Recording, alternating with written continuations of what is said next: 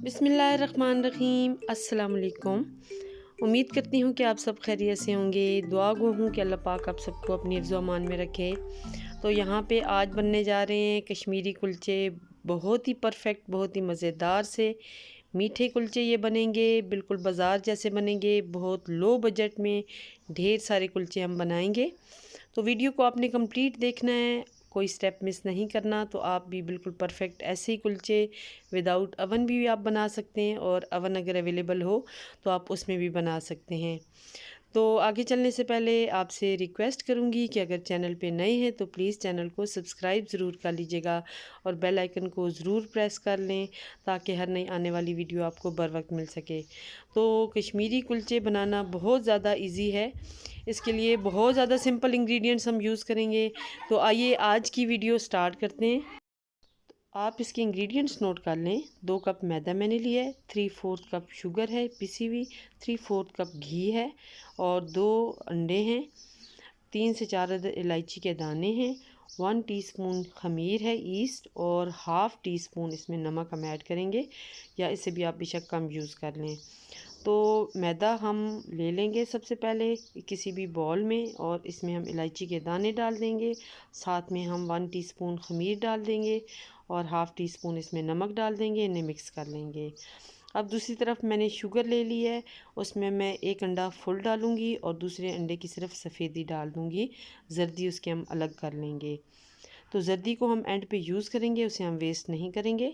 इसके साथ ही हम इसमें जो है ये देखें, बहुत इजीली आप योग को अलग कर सकते हैं।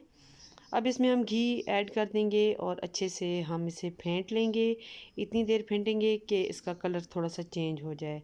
तो यहाँ अंडे के साथ पहले मैंने फेंट लिया है, और उसके बाद अब मैं घी इसमें ऐड कर रही हूँ। घी थोड़ा सा लाइट सा मेल्टेड है। तो अब ये देखें, चम्मच की मदद से इसे अच्छे से फेंट लें, ताकि इसका कलर भी चेंज हो जाए और शुगर, अंडे और घी अच्छे से इनकॉर्पोरेट हो जाएं। अब इसे मैं ड्राई इंग्रेडिएंट्स में डाल के मिक्स कर रही हूँ, और एक इसकी डो रेडी कर लेंगे। डो जो है वो ऐसी होनी चाहिए कि जिस तरह से आप सिंपल आटा गूंथते हैं उस तरह की डो होगी। देखिए, इसमें आपने ना कोई पानी ऐड किया है, ना कोई और लिक्विड ऐड किया है, बस इसी में हमारी डो रेडी हो चुकी है। डो रेडी करने के बाद 1 घंटे के लिए इसे रेस्ट देना बहुत ज़रूरी है। तो रेस्ट देने के बाद आप इस तरह से हाथ की मदद से कुलचे बना लें, इस तरह से मुनासिब साइज़ के, जिस तरह से बिस्किट्स होते हैं। तो ये बहुत ही इजीली आप हाथ की मदद से इसे बना लेंगे, क्योंकि डो हमारी बिल्कुल सॉफ्ट है। हाथ से हैंडल करना बहुत आसान है। अगर आपके पास कोई सांचा वगैरह अवेलेबल हो तो उसकी मदद से भी आप बना लेंगे।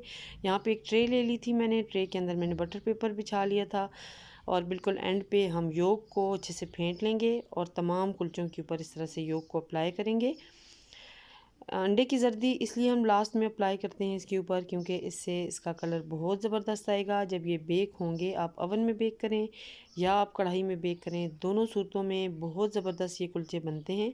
अगर आप कढ़ाई में बेक करें तो कढ़ाई को आप प्री हीट कर लें, और आधे घंटे के लिए उसमें आप मीडियम लो फ्लेम पे बेक कर लें।